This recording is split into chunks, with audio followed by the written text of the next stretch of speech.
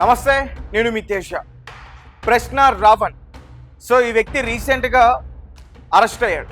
దీనికి కారణం ఏంటంటే అతను చేసిన వ్యాఖ్యలే. ముఖ్యంగా ఆంధ్రప్రదేశ్ కూటమి ప్రభుత్వం పైన డిప్యూటీ సీఎం పవన్ కళ్యాణ్ గారి పైన కొన్ని అనుచిత వ్యాఖ్యలు చేయడం వల్లే అతను అరెస్ట్ అయ్యాడు. ఇతని పైన వివిధ పోలీస్ స్టేషన్స్లో చాలామంది కంప్లైంట్స్ ఇచ్చారు. అందులో పిఠాపురం, సర్పవరం, రీసెంట్గా మచిలీపట్నానికి సంబంధించి ఇనుగుదురు అనే ప్రాంతంలో కూడా ఇతని పైన కేసులు పెట్టారు. అయితే ఈరోజు ఇనుగుదురు ఆ పోలీస్ స్టేషన్ వద్ద ఉద్రిక్తత పరిస్థితి ఏర్పడింది.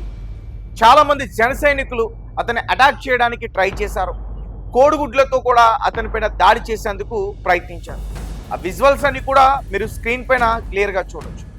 అయితే ప్రశ్న రావణ్ క్రిస్టియన్ దళిత్ సమర శంకారావం అనే ఒక ప్రోగ్రాంలో ఆయన అంటే వారి గురించి మాట్లాడకుండా కూటమి ప్రభుత్వాన్ని, నాయకుల్ని, ముఖ్యంగా డిప్యూటీ సీఎం పవన్ కళ్యాణ్ గారిని టార్గెట్ చేస్తూ చాలా దారుణంగా మాట్లాడారు. దానివల్లే జనసేన నాయకులు కొంతమంది అతని పైన కేసులు పెట్టడం అయితే జరిగింది. ఒకసారి క్లియర్గా చూద్దాం ఏ స్టేషన్స్లో ఏ సెక్షన్స్ కింద కేసులు నమోదయ్యాయి గురించి. సో ముందుగా పిఠాపురం పోలీస్ స్టేషన్లో అతని పైన కేసు అయితే నమోదైంది. అక్కడ బొజ్జా కుమార్ అనే ఒక జనసేన నేత ఇతని పైన కేసు పెట్టారు. తర్వాత పోలీసులు అతన్ని హైదరాబాద్ నుంచి పిఠాపురం తీసుకెళ్లారు అరెస్ట్ చేసి.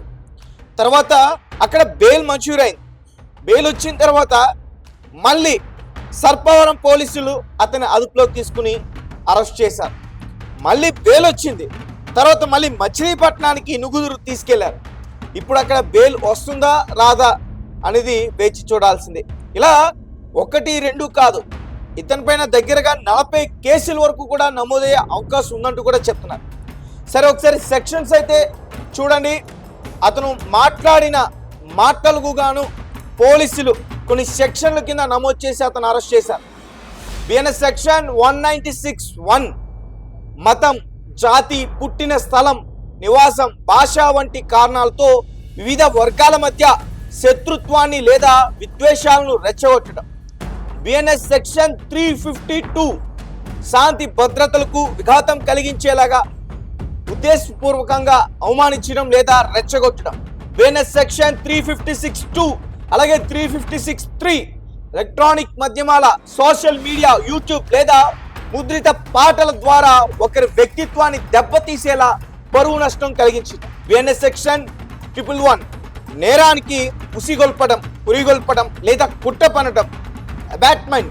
ఐటీ యాక్ట్ సెక్షన్ 66 కమ్యూనికేషన్ సేవల ద్వారా అభ్యంతరకరమైన, అసభ్యకరమైన లేదా ద్వేషపూరిత సందేశాలను, వీడియోల్ని పంపడం. అలాగే డిఫామేటరీ, అబ్యూజింగ్, ఇన్వాటెంట్, ఇన్సైటింగ్ వైలెన్స్. వీటన్నిటితో కేసులు అతని పైన కొన్ని పోలీస్ స్టేషన్స్లో పెట్టారు. నిజంగా అతనికి అరెస్ట్ చేసిన 24 గంటల్లో అతన్ని కోర్టుకి హాజరుపరుస్తున్నారు. వెంటనే బెయిల్ దక్కుతుంది, అతనికి బెయిల్ వస్తుంది. కానీ బెయిల్ వచ్చిన కొన్ని నిమిషాల్లోనే అలా బెయిల్ వస్తుంది, బయటకు వస్తున్నాడు పోలీస్ స్టేషన్ నుంచి. వేరే పోలీసులు వచ్చి మళ్ళీ వెంటనే అరెస్ట్ చేస్తున్నారు. ఇప్పుడు మచిలీపట్నంలో ఈ నుగుదురు అనే పోలీస్ స్టేషన్లో నమోదైన ఆ కేసుకి సంబంధించి కూడా బెయిల్ ఖచ్చితంగా వస్తుంది. మళ్ళీ ఇంకో కేసు రెడీగా ఉందంట. సో ఇదంతా కూడా ఎందుకు జరుగుతుందంటే పవన్ కళ్యాణ్ గారి పైన ఆయన వ్యాఖ్యలు చేయడమే కారణం. నిజంగా ఆయన చాలా దారుణంగా మాట్లాడారు. అంటే ప్రశ్నించాలి, అతను నాయకత్వాన్ని ఖచ్చితంగా ప్రశ్నించే తీరాలి, అతని పనితీరును ఖచ్చితంగా ప్రశ్నించే తీరాలి. కానీ వ్యక్తిగతంగా అతని పైన దోషం చేయడం మాత్రం ఖచ్చితంగా అది తప్పే. సో అంచేతే అతన్ని ఇప్పుడు పోలీసులు అరెస్ట్ చేశారు.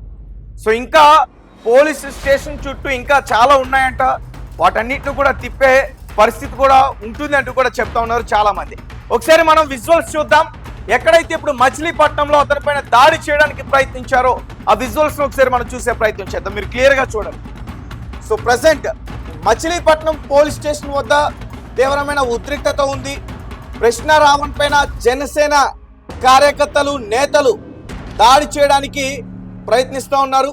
అంతకుముందు కూడా పిఠాపురంలో బచ్చలకూరి జోసెఫ్ అలియాస్ ప్రశ్న రావణ్ ఆ వ్యక్తి పైన పిఠాపురంలో ఏ రకంగా దాడి చేయడానికి ప్రయత్నించారు, కోడి గుడ్లతో దాడులు చేశారు. ముఖ్యంగా అతన్ని హాస్పిటల్కి తీసుకెళ్తున్న టైంలో, హెల్త్ చెకప్కి సంబంధించి తీసుకెళ్తున్న టైంలో పోలీసుల వాహనంలో వెళ్తున్నప్పుడు వాహనం పైన కూడా దాడి చేశారు.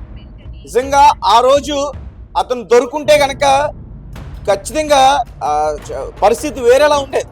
సో ఇప్పుడు మనం చూస్తున్న ఆ విజువల్స్, స్క్రీన్ పైన మీరు చూస్తున్న ఆ విజువల్స్ అని కూడా మచిలీపట్నం ఇనుగుదురు అనే ప్రాంతంలో అక్కడ చాలామంది, భారీ సంఖ్యలో చాలామంది జనసేన కార్యకర్తలు, పవన్ కళ్యాణ్ గారి అభిమానులు అక్కడికి చేరుకుని అతన్ని మాకు అప్పచెప్పండి, మా నాయకుడిని వ్యక్తిగతంగా అతను దూషణ చేశాడు, మేము చూసుకుంటాం, మాకు అప్పచెప్పనట్టు పోలీసులతో కూడా వాగ్వేదానికి దిగిన పరిస్థితి. ఆ విజువల్స్ అన్ని కూడా మీకు కనిపిస్తున్నాయి కదా. నిజంగా అతను వాళ్ళ చేతికి చిక్కితే గనక పరిస్థితి వేరేలా ఉంటుంది. అంటే మీరు ఏం చెప్తున్నారంటే గత కొన్ని రోజుల నుంచి అంటే అదే పనిగా పెట్టుకుని ఒక పార్టీ అండతో ప్రశ్న రావణ్ పవన్ కళ్యాణ్ని టార్గెట్ చేసి మాట్లాడుతున్నాడు అనే ఆరోపణలు కూడా అతని పైన ఉన్నాయి. సో పోలీస్ వాహనాన్ని కూడా ఆపేసి జీజీహెచ్ హాస్పిటల్కి తరలిస్తున్నప్పుడు ఆపేసి దాడి చేశారు. అయినప్పటికీ పోలీసులు పూర్తి భద్రతను కల్పించి అతన్ని సేఫ్గానే తీసుకెళ్లే ప్రయత్నం చేశారు. ప్రస్తుతం అతను మచిలీపట్నంలో ఉన్నాడు.